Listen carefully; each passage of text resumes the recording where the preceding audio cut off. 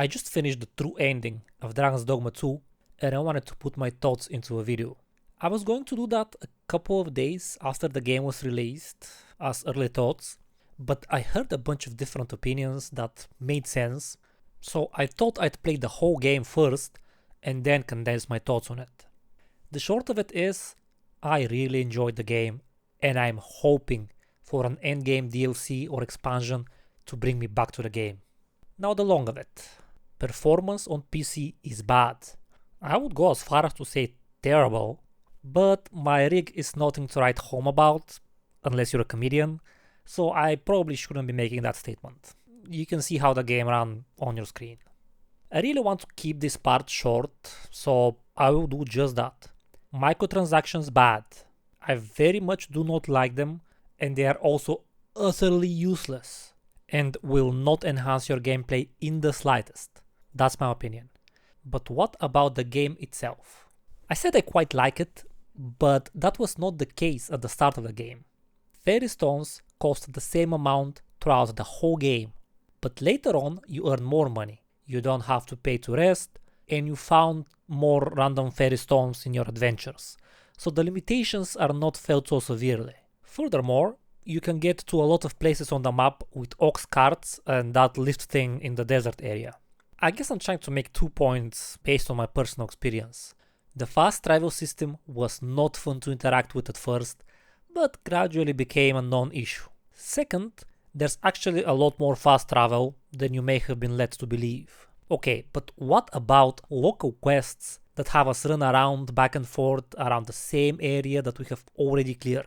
Or low level areas once we've already beefed up in higher level areas? Doesn't that get boring fast? Well, yes. I spent an industrial amount of time listening to podcasts while playing this game, as a lot of the going around ends up being trivial and not engaging.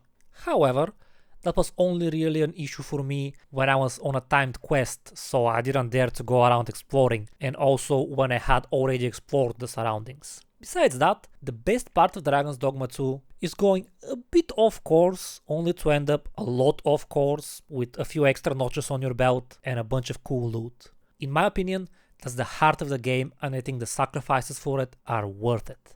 The one thing I would like changed is the stamina drain even when not in combat. I would have liked stamina to not drain when not in combat, which is how it works in cities. That way, the truly uneventful treks would take shorter time and will require less focus for those of us with 2 monitors and maybe ADHD. Another thing I will mention that got on my nerves in the first few days of playing was encumbrance. I hate encumbrance in video games in general. I think it only takes away from games, perhaps with the exception of survival games, but maybe not even then. But that's a video for another day.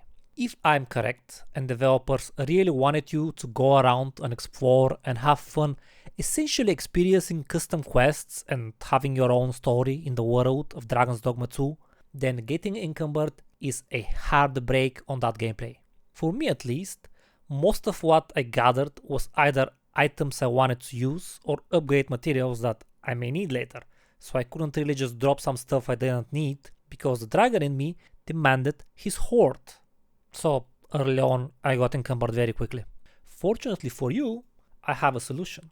Unfortunately for me, I didn't really use it because I found out about it too late. Here's what you do. Stuff everything you want to send to your storage in one of your hired pawns and replace it. All the items on that pawn will go to your storage and you're free to continue your fun journey. Of course, you can get a new pawn on demand, but there are enough pawns randomly roaming around the world and riftstones scattered about to make this a very small issue. A cool thing about this game for me is that gold is not abundant, even though at times it seems that way. And you can buy meaningful gear upgrades from merchants. Granted, I may have gone a bit too hard on buying weapons and gear, and also, granted, you might not enjoy gold scarcity, but I quite enjoyed the limitation. What's the point of having gold if it never runs out? And lack of funds is a good excuse to go out and do some stuff in the world. You know, the fun part of the game. Or progress some quests, that also works. Whatever you prefer. Speaking of quests, there were way too many of them that did not include cool fights for my liking. I spent a ton of time running around Vernworth and Vermont, which is the capital and the country, on what felt like chore quests. And not because they were bad, but rather because I wanted to go out and murder big monsters and explore the map. I could have stopped questing at any point and gone out to have my fun. Yes, in theory. But I couldn't. I had to go from quest to quest even if they weren't time sensitive because I just had to. It's a compulsion, I couldn't help it. Speaking of going out and delivering just murder onto whoever I think is fun, I can tell you more about the combat. You've seen what it looks like, I won't describe the exact mechanics. I don't have sanity to spare for that. Suffice to say, dodging attacks with invincibility frames is not part of the game. You either move out, or block, or do whatever your vocation does to avoid damage. Sometimes you get chain clobbered when you're running ahead of your group as an archer or a sorcerer and a group of bloodthirsty shield bombers or rolling lizards smacks you when you weren't paying attention and you get chain boinked for half of your health bar. That's just how it goes. The combat is very simple like that, but also feels really good. I played all vocations except fighter, which I skipped because I had already outleveled the content in the game, so I wanted to progress the story, not because fighter didn't look fun. It looks very interesting actually. Anyway, all vocations were interesting to me, felt unique and were fun to play, except for the trickster. Pawns don't kill very well without me, and especially when you always want someone who can heal. So my party ended up me on a trickster who literally cannot deal damage aside from possessions, which don't work against a single big boss, 1 pawn on support mage, and 2 pawns on DPS roles. Also, man, I have to mention this. Why does the game have duels and other solo experiences that require you to beat things up when Trickster is in the game? Those situations come up shortly after you unlock Trickster 2. It's almost like it was an elaborate trap to make the developers giggle when they see stats on how many people did those quests as a trickster. Anyway, I only wish there were more interesting opponents to fight, or interesting fights in general. Well, I also wish we could play with friends. Hopefully we get a DLC or an expansion that adds repeatable, meaningful and more difficult endgame content as well as proper multiplayer. I might be wishing for too much, but hey, it's my wish. It can be whatever I want it to be. I would also like to address the scaling of the game. I wish early game to end game stat difference wasn't so big.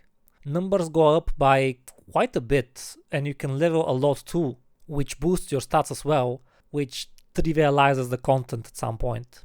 Sure, we want to get shiny new gear and get stronger and all that, but I want to have some reason to go explore part of the map that I never got to earlier in the game. Now I know that not only will there be no challenge, but the gear is likely obsolete at this point as well. Again, I hope there's a DLC or expansion that provides evergreen content. The combat is somehow quite enjoyable, even though when I think about it, it seems like I'm not really doing that much. It would be good to have a reason to keep enjoying that combat. The whole pawns system is pretty cool. I really like that I'm using other people's pawns in my games and my friends can also use my pawn and I can use theirs. It's a cool system to interact with. And yes, the pawns do some incredibly stupid things sometimes. But that just makes me feel a warm, nostalgic kind of frustration, reminding me of my good old days of Dota 2. Lastly, I'll touch on endgame. Without spoiling anything, if you go for the true ending, you get a bit more gameplay with a few special rules and new monsters. Here's what I think about the endgame.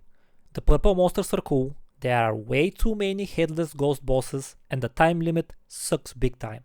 And I don't mean that because I got burned by it or the limited saves. I was turbo leveled by the time I got to the endgame and only slept twice just to save the game. Limited time creates urgency, which creates anxiety, which reduces fun, at least for me.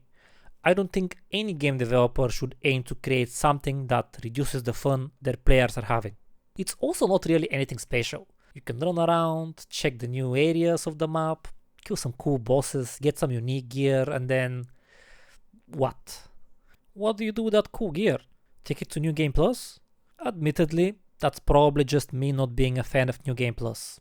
I already beat the game. Why would I go back and play it again if I did everything I wanted to do in the first playthrough? I don't think the scaling of monsters goes up enough to provide a meaningful challenge either, but I have not tried New Game Plus, so I can't confirm or deny that. Overall, I felt like I was mostly bashing the game and talking about things I didn't like in this video, but to me, the positives were big enough to outweigh the negatives. I really enjoyed my time with this game, and I really hope Capcom will do something to bring me back to it again at some point. Oh yeah, the story. The game has a story. It's nothing special. I didn't really care about it at any point, honestly. That's it.